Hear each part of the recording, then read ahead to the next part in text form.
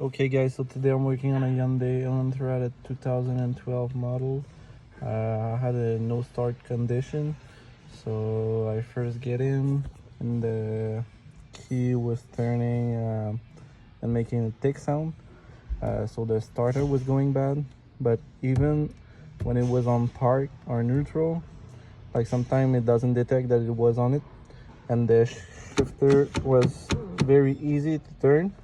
And when I get onto the neutral switch, I remove the airbox. There's 3 screws if you want to undo it. 1, 2, 3 on the other side. After you get there, so the neutral switch is very easy to move. So I think the cable is broken. So what I did was to remove the trim, 2 trim. You just have to pull it out. Then you have 2 screws, Phillips screw on the side, one on each side. After you need to unplug the 12 volt, and you can pull this. Sorry, I do it with one end, it's more harder. I'll just unplug those things.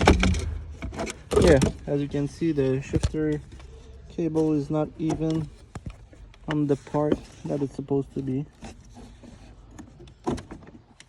So that was one problem, and the other one was the starter.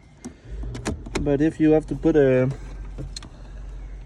screwdriver inside the shift lock release to move your cable, to move your shifter, sorry, like just check your cable, because sometimes they just pop out and sometimes they worn out and they need to be replaced. In that case, maybe it will just pop out, but I might replace it just to be sure. So thanks for watching guys, have a nice day and subscribe.